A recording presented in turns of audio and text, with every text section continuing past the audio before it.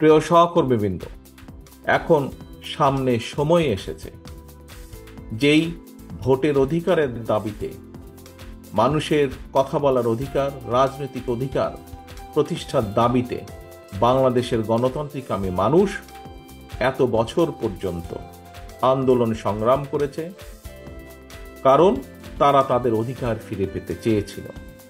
আজ সামনে সময় এসেছে বাংলাদেশের মানুষের অধিকার প্রতিষ্ঠিত করা। বাংলাদেশের মানুষের গণতান্ত্রিক অধিকার, রাজনৈতিক অধিকার, অর্থনৈতিক অধিকার প্রতিষ্ঠা করার সময় এবং সুযোগ এসেছে। অর্থাৎ যেই প্রক্রিয়ার, গণতান্ত্রিক প্রক্রিয়ার মাধ্যমে বাংলাদেশের মানুষ তাদের ভবিষ্যৎ নেতৃত্বকে, কারা এই দেশের নেতৃত্ব দিবে, কারা বাংলাদেশের মানুষের রাজনৈতিক অধিকারকে প্রতিষ্ঠিত করবে, কারা বাংলাদেশের মানুষের, সাধারণ মানুষের, প্রান্তিক মানুষের অর্থনৈতিক মুক্তি অর্জনে সহযোগিতা করবে, সেই নেতৃত্বকে বাছাই করার সময় এসেছে। এবং সেটি কি, কোন প্রক্রিয়া?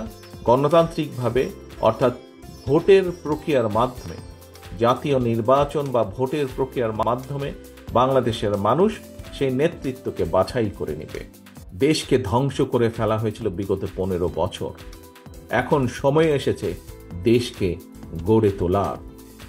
আমরা দেশের মানুষের সামনে 1 মাস, 2 মাস বা 3 মাস আগেও নয়, আমরা আজ থেকে 2.5 বছর আগে প্রায় বাংলাদেশের মানুষের সামনে আমরা উপস্থাপন করেছি আমাদের 31 দফা দাবি।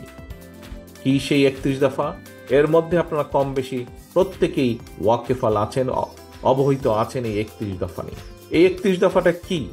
31 দফাটা হচ্ছে বিগত 15 বছর এই স্বৈরাচার, পালিয়ে যাওয়া স্বৈরাচার, যে খুনি স্বৈরাচার দেশকে ধ্বংস করেছে, কিভাবে দেশকে আমরা আবার সামনের দিকে এগিয়ে নিয়ে যাব তার একটি পরিকল্পনা দেশের মানুষের সামনে আমরা উপস্থাপন করেছি।